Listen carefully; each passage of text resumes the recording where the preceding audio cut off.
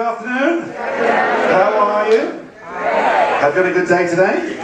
It's been great, hasn't it? So far, so good. And of course, a great evening of entertainment, variety showtime coming up a little later on this evening here in the showroom. But right now, we've got an extra special show, an extra bonus show. Let me just ask you first of all, have you been enjoying all the events that are provided for by our local Maori troupe, ladies and gentlemen?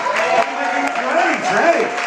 Of course, they can entertain you. Their live music up there on deck number 8 some evenings. Also, quite a few of you have learned to haka now, and the basics of the Maori language as well. Well, this afternoon, they're all here for you. It's kind of like their, well, it is their farewell show, because they are sadly going to be leaving us tomorrow. I know, it's kind of sad. But it's their farewell show. It's like a cultural show for you. So I'm sure you are going to enjoy them one final time here on board Maasdam. Ladies and gentlemen, sit back and enjoy this local cultural show. Thank you.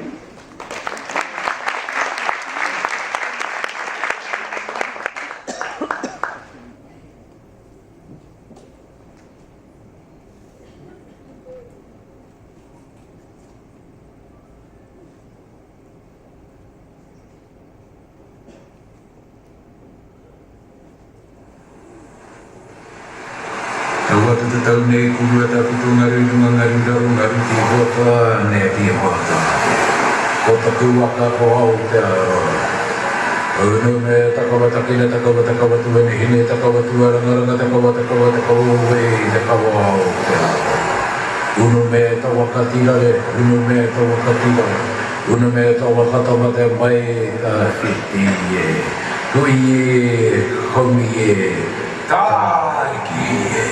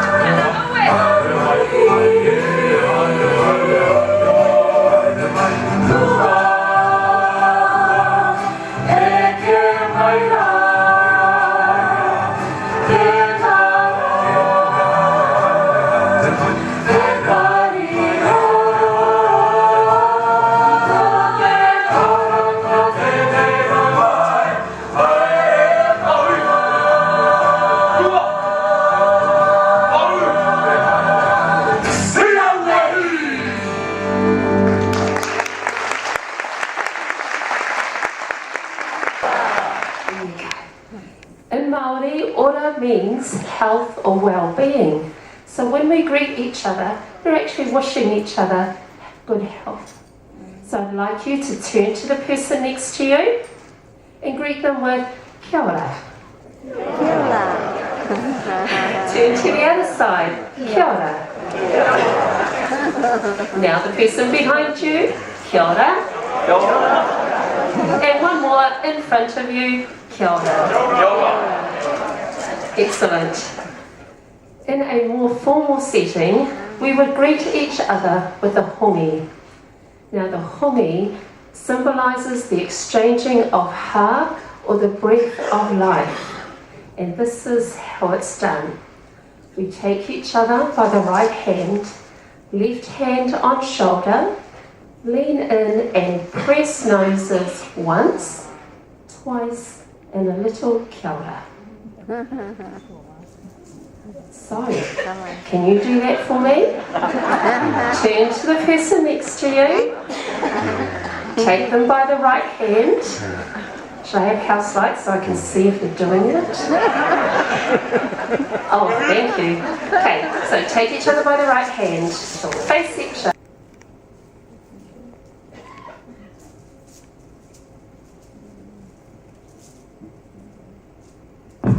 Much of traditional Maori society was based on warfare and weaponry.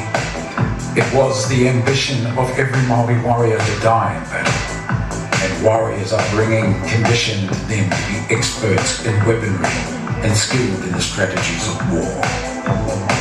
Training exercises were important in ensuring one's readiness to use weaponry with exactness. Tirako, an exercise of quick, intricate combinations coupled with swift footwork, improved balance, coordination, and flexibility. Poi, strengthened wrists, increased agility and coordination. Lengthening the cord of the poi transitioned the action from quick, rapid movements to full, fluid movements, extending the body. Tori, another exercise where sticks were thrown to the rhythm of chants, helping warriors to practice hand-eye coordination and speed.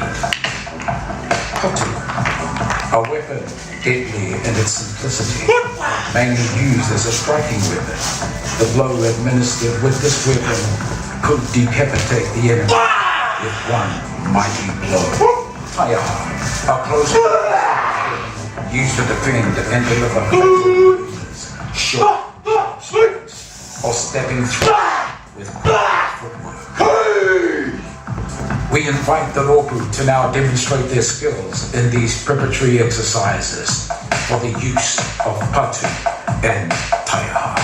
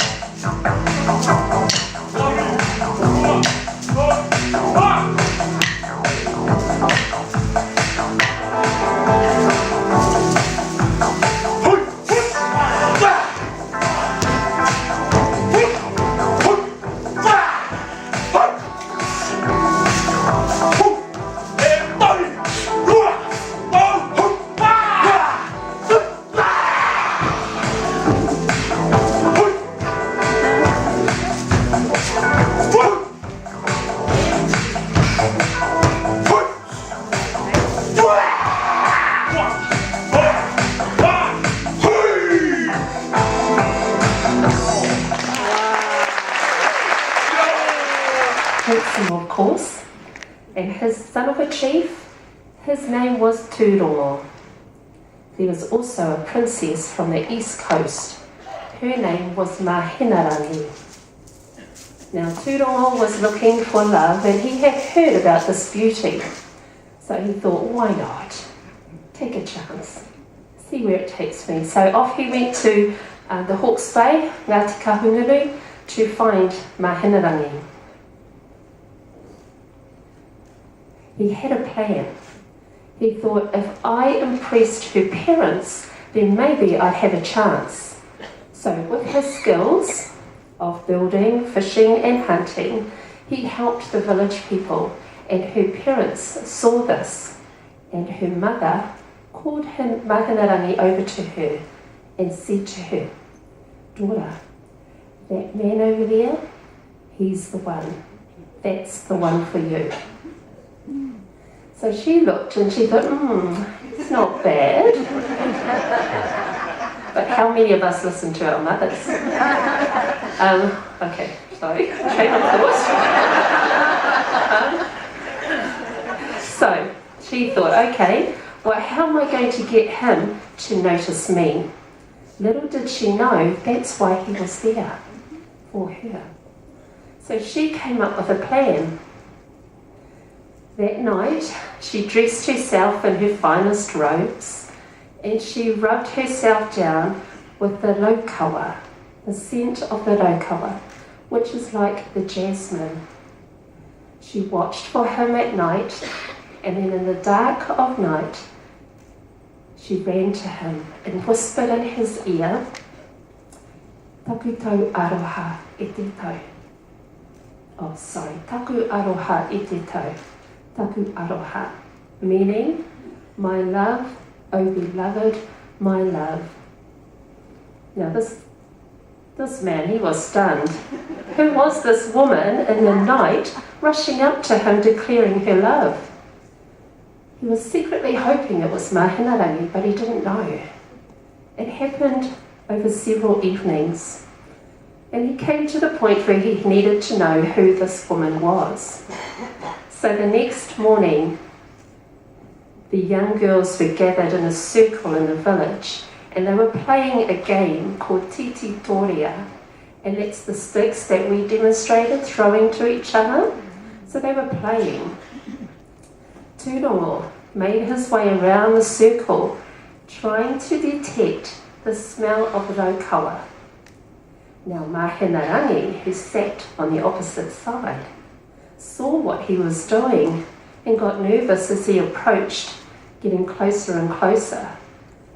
As he did, her heart began to get faster, and she was getting all flushed, and she couldn't handle, so up she fled the circle.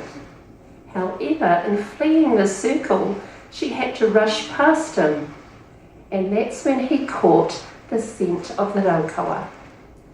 So now he knew it was Mahinarangi. So that evening he went to their meeting place, and he waited for her, well, hoping that she would arrive. After what seemed like eternity, Mahinarangi appeared, of course, under the light of the moon. She rushed to him, into his arms. They embraced, never to part again. Now, the significance of this story, it's important. It's recorded in our carvings. We sing about it, we dance their story, because from their union comes our first Maori king, Potatau Te Whirowhiro. Their son, their first son, they named laukaua. So this is a story known throughout the land, as it's so important to us. So we would like to sing for you about Mahinarangi and Tūrongo, after which we will do a song in tribute to our current king, Kingi Tūhitia, and then we honour all of you with haka tika tonu.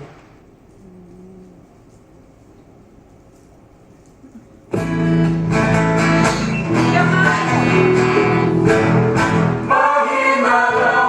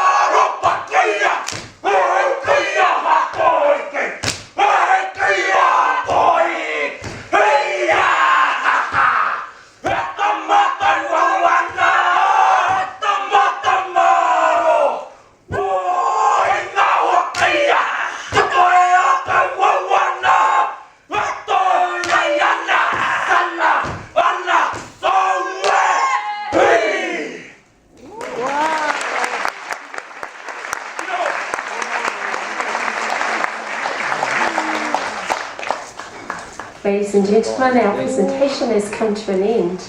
But before we leave, we would like to thank you so much. We have enjoyed being here on the Maasdam and sharing a bit of our culture with you. Thank you for attending, thank you for your participation, and thank you for being open to our culture.